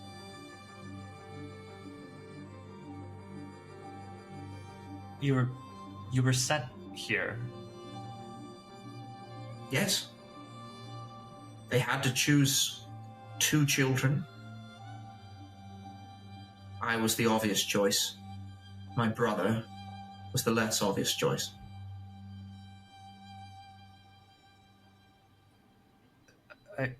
The Dominion would not... The Dominion would not. The Dominion would not. Oh, the Dominion certainly would. Oh, that I had a moment with those noble houses. Casting people out without a second thought. You know, it was King Valdris who waived the edict. But it was the noble houses that cast the sword. Who's your brother? Helios. I believe the question you have is, who was my brother? It's all right. He was a little shit anyway. He was a true-born son. She was there. But yes, I was a noble. I am no longer a noble, and I harbor no love for the Arcane Dominion or any of those noble houses. Not for the king. Not for your house. And certainly not for the house that cast my family out.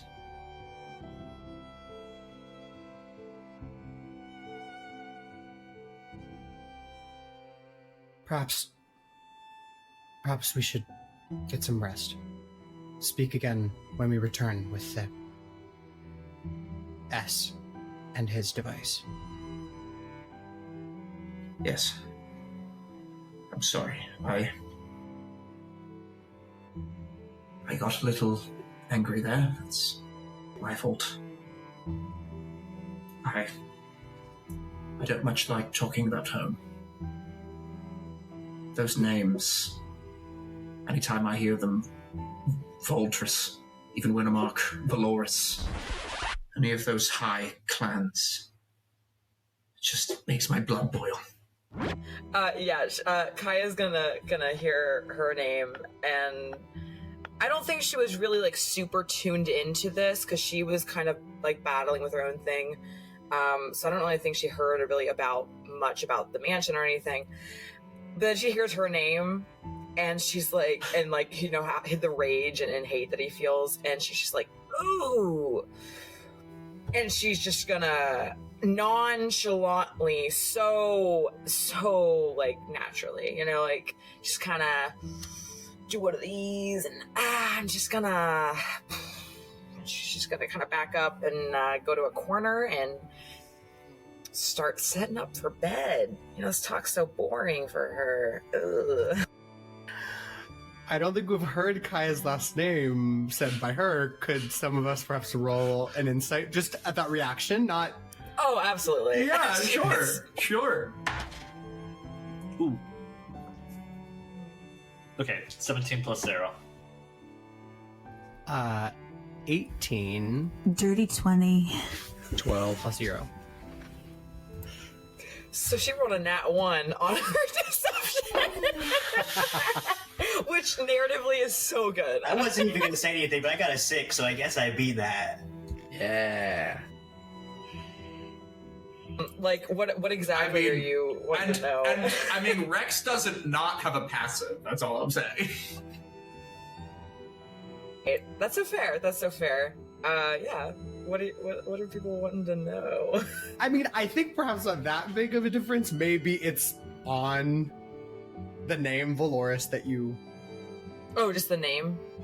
Well, that you have that reaction. Like, that it's not just like this list of noble names, but specifically. I think on a nat 1, I think you're like, she's directly tied to that name. Like, either she knows someone who's, like, related, or she's related somehow to them. Maybe not by blood, but, like, you know, you think that she's somehow correlated with these people, because that reaction was way too... Lock that away for... Well, I suppose I'll let you settle in for the evening. Welcome to Glimmerglass. Good night. I am going to close the door behind you, and you will have to knock to get out. The spell only works. All right. Or are any of you a wizard? By chance? I could quickly teach you the combination if you are familiar with arcane locking mechanisms. Of course, yes. Okay. Wonderful. So he goes ahead and he shows you this combination of like relatively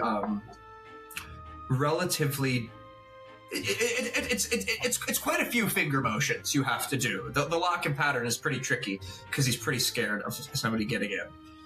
All right. Is this the same one he did before? Yes. Would it be possible for Alden as an artificer to learn this as well? Because I had the thought the first time he did it, and I didn't ask, but now that he's doing it again, I think he would at least be looking. Whether he actually learns it or not is completely up to you, but he's definitely looking. You can learn the combination, but it does require specifically, like, a high-ish level of wizardry, like that kind of arcane magic of study to work. So a wizard will have to use the combination. But you may both roll intelligence checks to see how well you recall. You retain this information. Yeah.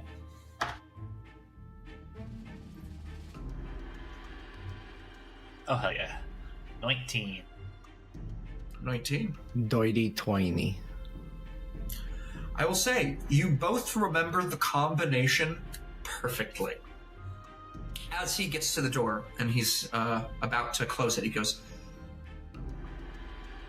and good night. And thank you. Truly.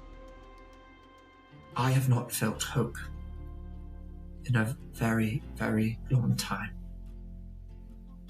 And I don't trust strangers. But there's something about you that I do trust. I think you're good people. So, anyway, good night. I hope you find it comfortable. Percival's gonna hold out his fist. Just go, Wizard Bros? Wizard Bros. He kind of checks his hand, like, good night. And he goes ahead and does a quick spell, and it closes, and it is now pitch black. Anyone who does not have dark vision, by the way, I've got it in this campaign, JP, actually. Kaia's gonna I know, use I'm just saying for you. Kaia's gonna use that to her advantage. Mm-hmm. So, as you sit there in the absolute dark, does anybody have anything they want to talk about before bed? Kaia's gonna try to really quietly move to like the opposite side for anyone who cannot see her, and for people who can see in the dark, it looks really funny because she's just like like trying to move so quietly to a really tiny corner, like off at the space that can be as far off from other people who might inquire anything about her.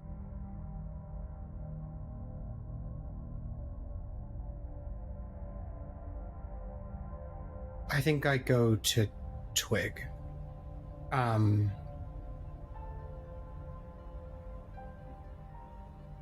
I think in the dark, Twig gets... Zero goes up to Twig's ear and says, I don't know who we can trust anymore. I'll respond using the message cantrip so that we can just talk telepathically. Yeah, it's tough, but we're stuck with them. Let's find Silas, and I can't do what I did. I know. But if we can get the Sandman, I could take time from him. I could give it back to them. We just gotta be ready. Wow, can't we send these kids to Duskrith or something? They got the water. That's what they're just building, another water thing. We could, but I thought we have to get the condenser back from Silas if we want to send them to Duskrith. I know. I thought the whole... Yeah. It's not a good place for them. Okay. Just gotta add it to the list, you know?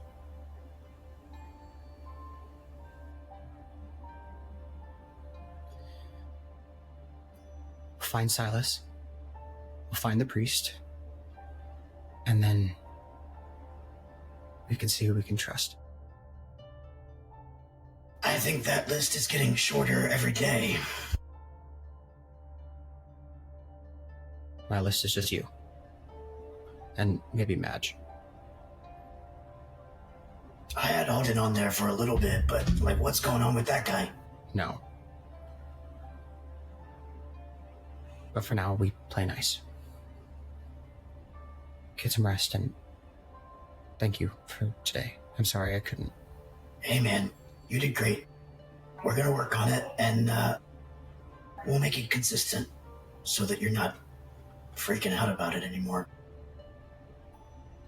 I hope so. Good night, Tuxie. Yeah, sorry if I snore. You know how I am.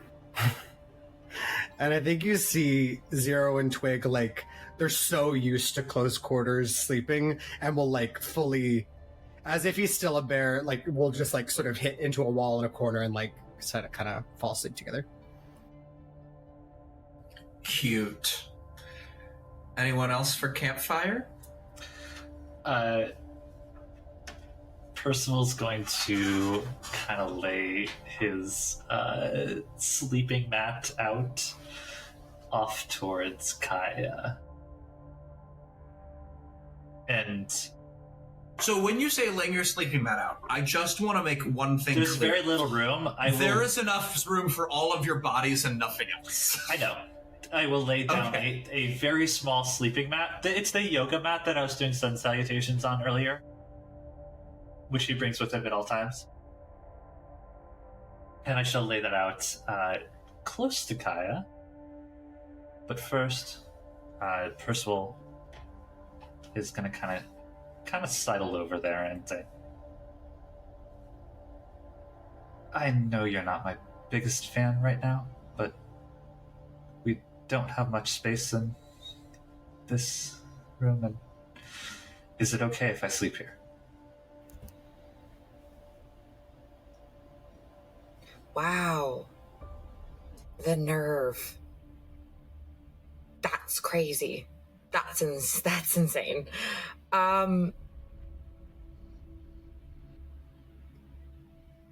You almost got us killed. You know that, right? Like, your arrogance actively almost killed us. Yeah, yes, I know that. Look, I get, I don't know you at all, and I totally get trying to be a certain way for people. I grew up like that my whole life, but you gotta drop the fucking act, okay? Unless you want to die with it. Yes, you can sleep here. And she's gonna, like, turn over begrudgingly.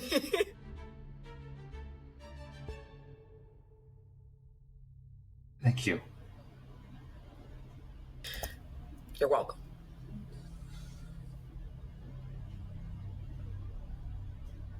I don't even know why I'm here, man. This is cool. Okay, great. Does anyone... By the way, for the record, y'all are in such close proximity that unless you were talking in message like these two, this is public conversation, which is great. 100% public. Awesome. Cool. Anyone else for campfire before I send you all to Sleepland? So, I know their entire conversation happened in message, but the I don't know who we can trust that Zero said, Alden was definitely like, as soon as that was said, even though he could probably tell that they were talking in their heads or something, he was just like, I wonder who they think they can trust. Curious. And he's just gonna go and start working on a little... So he's got one of those like ball bearings that he would have in his kit, and he is just kind of messing around with it and like rubbing it in weird places. Almost looks like he's polishing it. And then finally he holds it up to his nose and he goes, and then he makes a nasty face, like he smelled something real stanky. And then he'll just go to himself quietly, perfect, and he'll put it in his pocket. And then he'll lay down to go to bed. Such a little freak. There was nothing about that I liked. I just want you to know that. Okay. All will make sense in the morning. I'm sure it will, and that's why I'm scared. That scene didn't have to happen, but you still put us through that. So does anyone else have anything not weird for the campfire scene? I think when Zero and Twig are like, I think we can trust Madge. You look over at a fast asleep Madge with a smile on her face, holding her deer ladle, conked out. She had a great day, full of some high rolls and some confidence building. And she has a little smile on her face and is snuggling her ladle in a corner. Adorable. So, if that is everyone's campfire scenes, we now fade to black as we all fall asleep for a long rest or trance, whatever you do. Madge, once again, the dreams do come. I wonder why. She was having a good day! So, what? You find yourself asleep in the exact same position that you were, holding your ladle, but this time, you wake up. All is calm in the swamp. You're back in Murray. And you wake up and sort of stretch, and you walk through the bogs. All is well, all is calm. And there's your grandma, sitting there, peacefully, and she smiles at you and regards you. Well, let's have a look at it. I said, let's have a look at it. Well, look at what, Grandma? What else? That big old thing in your hand. Oh. I kept it this whole time. I know you did, girl. I've gotten pretty good with it. I know you have. I hand it to her. Yeah, she starts petting it. And she's like, you know the thing, darling? What's that, Grandma? The more you believe in something, the more it believes in you. And I believe in you. And the spirits of our ancestors believe in you too. And she hands you the ladle. And the ladle begins to glow with this like white spirit energy. She goes, I love you, baby girl. I'm proud of you. I love you too, Grandma. And I think I'm getting proud of myself too. I miss you. Honey. I hope you're okay. Honey, I'm gonna be okay. 'Cause you're gonna make me okay. She goes ahead and just your cheek. You're alright, baby girl. You're gonna be alright. And on that word, the swamp begins to sort of fade out, as does hers. And you find yourself back in the desert. The sand swirling around you. And you hear a voice you've never heard before. Interesting. Another one, just like me, enters the desert. Who the fuck are you? I should be asking you the same question. I start swinging and my from ladle. the sands. Yeah, you're just swinging your ladle in like random directions. Yeah. As you do, like right in front of you, right where the ladle would swing, you swing straight through something that is coming up through the sand. And the sand slowly forms a man in a long black cloak covered from head to toe, with the black leather gloves covering everything, a hood over him, and most notably, where his face should be, a long plague mask made out of leather with a hooked nose and two disturbingly red goggles for eyes. And he looks at you through the mask. So, another one of us has entered the sands. Another one of what? You look fucking stupid. What the fuck do you want? Interesting. I guess they don't make them like they used to. Make what? I beg We're your gonna pardon? have a little talk. talk, girl, but I'll see you in person. Oh, you gotta be fucking kidding me. What the... Grandma, where the fuck did you go?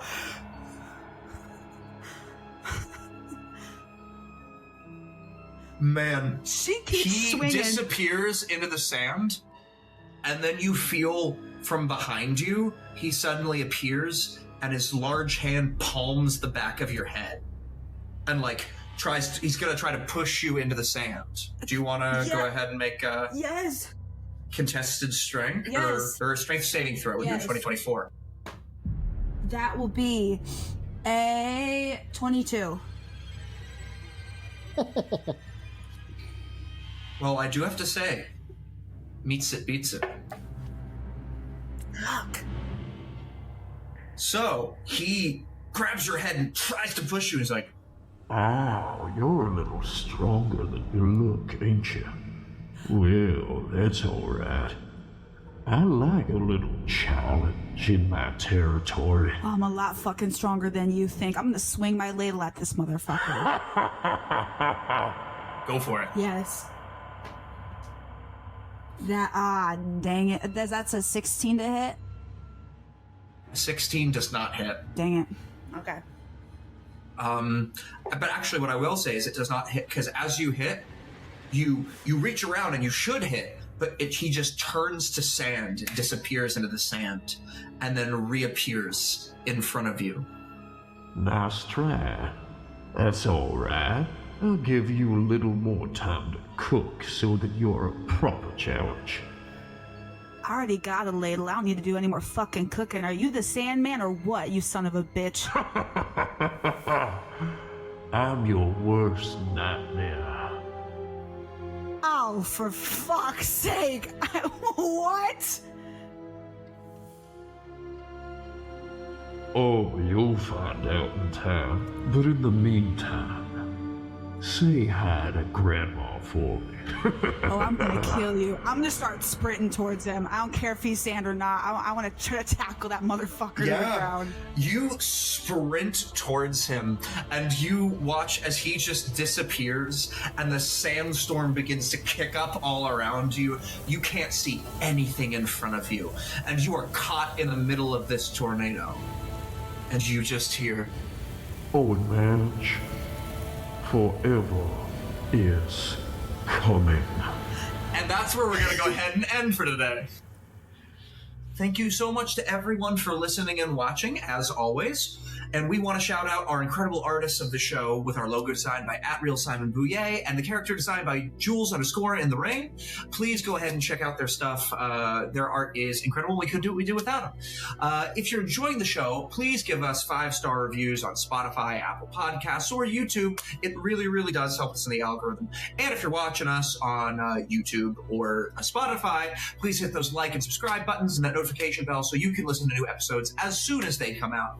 If you want early access to our bonus content, like our downtime episodes where we talk about each episode in depth and give you the behind-the-scenes scoop like we're about to, then head on over to our Patreon at www.patreon.com/rollcallproductions and become a patron today. Last but certainly not least, please follow us on Instagram and TikTok at rollcallpod and tell us how much you are loving the show. We really appreciate you guys listening or watching. And, well, with that, good night.